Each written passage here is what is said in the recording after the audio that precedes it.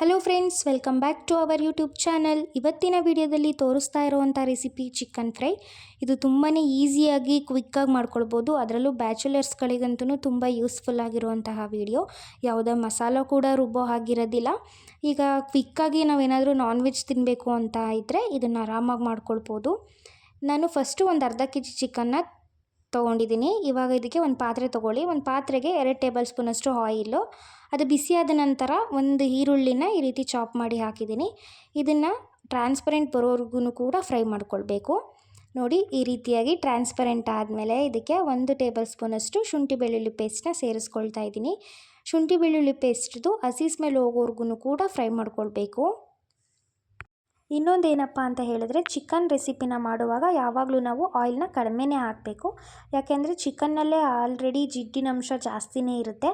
ಹಾಗಾಗಿ ನಾವು ಆಯಿಲ್ನ ಸ್ವಲ್ಪ ಕಡಿಮೆನೇ ಬಳಸ್ಕೊಳ್ಬೇಕು.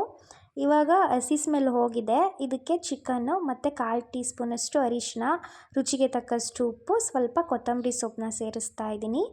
ಕೊತ್ತಂಬರಿ ಸೊಪ್ಪನ್ನ ಹೀಗೆ ಹಾಕಿದ್ರೆ ಅದು ಬೇಯುವಾಗ ಈಗಲೇ ಅದು ಚಿಕನ್ಗೆ ಫ್ಲೇವರ್ ಬಿಟ್ಕೊಳ್ಳುತ್ತೆ. ಆವಾಗ ಟೇಸ್ಟು ಚೆನ್ನಾಗಿ ಬರುತ್ತೆ ಅಂತ ಹೇಳಿಬಿಟ್ಟು ಇವಾಗ ಇದನ್ನು ನೀಟಾಗಿ ಪೇಸ್ಟಿಗೆಲ್ಲ ನೀಟಾಗಿ ಮಿಕ್ಸ್ ಆಗೋ ರೀತಿಯಲ್ಲಿ ಮಿಕ್ಸ್ ಮಾಡ್ಕೊಳ್ಬೇಕು. ಈ ರೀತಿಯಾಗಿ ಮಿಕ್ಸ್ ಮಾಡಿಬಿಟ್ಟು ಪ್ಲೇಟ್ನ ಮುಚ್ಚಿ ಒಂದು 2 ರಿಂದ 3 ನಿಮಿಷ ಕುಕ್ ಮಾಡ್ಕೊಳ್ಳೋಣ. ನೋಡಿ, ಇವಾಗ 2 ರಿಂದ 3 ನಿಮಿಷ ಚೆನ್ನಾಗಿ ಕುಕ್ ಮಾಡ್ಕೊಂಡಿದ್ದೀನಿ. ಚಿಕನ್ನು ಒಂದು 50% ಬೆಂದಿದೆ. ಇನ್ನು 50% ಬೇಯುವಷ್ಟರಲ್ಲಿ ಅದಕ್ಕೆ ಸ್ಪೈಸಸ್ನ ಆ್ಯಡ್ ಮಾಡ್ಕೊಳ್ಳೋಣ. ನೆಕ್ಸ್ಟ್ ಒಂದು ಅರ್ಧ ಟೇಬಲ್ ಸ್ಪೂನಷ್ಟು ಗರಂ ಮಸಾಲ, ಒಂದು 1/4 ಟೇಬಲ್ ಸ್ಪೂನಷ್ಟು ಪೆಪ್ಪರ್ ಪೌಡರು ಆಪ್ಷನಲ್ಲು, ಬಟ್ ಹಾಕಿದ್ರೆ ಟೇಸ್ಟು ಚೆನ್ನಾಗಿ ಬರುತ್ತೆ.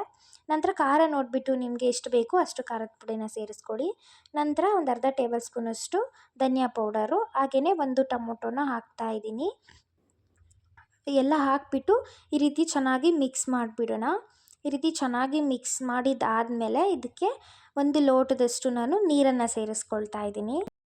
ಇದು ಚಿಕನ್ ಫ್ರೈ ಆಗಿರೋದ್ರಿಂದ ನೀರನ್ನ ಆದಷ್ಟು ಕಡಿಮೆನೇ ಬಳಸಿ. ಸ್ವಲ್ಪ ನೀವು ನೀರನ್ನ ಜಾಸ್ತಿ ಹಾಕ್ಕೊಟ್ಬಿಟ್ರೆ ಇದು ಸ್ವಲ್ಪ ಸಾಂಬಾರು ರೀತಿನಲ್ಲಿ ಆಗಿಬಿಡುತ್ತೆ. ಹಾಗಾಗಿ ನಾನಿಲ್ಲಿ 1 ಲೋಟದಷ್ಟು ನೀರನ್ನ ಹಾಕ್ತಾಯಿದ್ದೀನಿ. ನಂತರ ಒಂದು ಪ್ಲೇಟ್ನ ಮುಚ್ಚಿಬಿಟ್ಟು ಇದನ್ನು ಒಂದು 5 ನಿಮಿಷ ಕುಕ್ ಮಾಡ್ಕೊಳ್ಳಿ. ಅಷ್ಟರಲ್ಲಿ ನೀಟಾಗಿ ಗಟ್ಟಿಯಾಗಿ ಚಿಕನ್ ಫ್ರೈ ರೆಡಿಯಾಗಿರುತ್ತೆ. ನೋಡಿ, ಇವಾಗ 5 ನಿಮಿಷ ಕುಕ್ ಮಾಡ್ಕೊಂಡಿದ್ದೀನಿ. ಎಷ್ಟು ಚೆನ್ನಾಗಿ ಬಂದಿದೆ ನೋಡಿ ಚಿಕನ್ ಫ್ರೈ.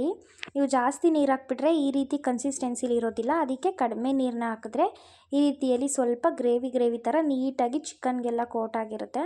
ಆವಾಗ ತುಂಬಾ ಚೆನ್ನಾಗಿರುತ್ತೆ. ಅನ್ನದ ಜೊತೆನೂ ತಿನ್ಬೋದು, ಹಾಗೆ ಚಪಾತಿ, ದೋಸೆ ಯಾವ ಜೊತೆನಾದರೂ ತಿನ್ನೋದಕ್ಕೆ ತುಂಬಾ ಚೆನ್ನಾಗಿರುತ್ತೆ. ಇದೊಂದು ತುಂಬಾ ಈಸಿ, ಕ್ವಿಕ್ಕಾಗಿ ಮಾಡ್ಕೊಳ್ಬಿಡ್ಬೋದು ಅಲ್ವಾ. ಬ್ಯಾಚುಲರ್ಸ್ಗಳಿಗಂತೂ ತುಂಬಾ ಈಸಿಯಾಗಿರುವಂತಹ ವಿಡಿಯೋ ಇದು. ತುಂಬಾ ಟೇಸ್ಟಿಯಾಗಿ ಬರುತ್ತೆ. ನೀವು ಮಿಸ್ ಮಾಡದೆ ಮನೆಯಲ್ಲಿ ಟ್ರೈ ಮಾಡಿ. ಹೇಗಿತ್ತು ಅಂತ ನನಗೆ ಕಮೆಂಟ್ ಮಾಡಿ ತಿಳಿಸಿ.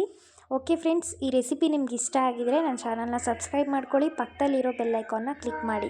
ಇದರಿಂದ ನಾನು ಯಾವುದೇ ವಿಡಿಯೋ ಹಾಕಿದ್ರೂ ಫಸ್ಟ್ ನೋಟಿಫಿಕೇಷನ್ ನಿಮಗೆ ಬರುತ್ತೆ. Okay friends, thank you for watching.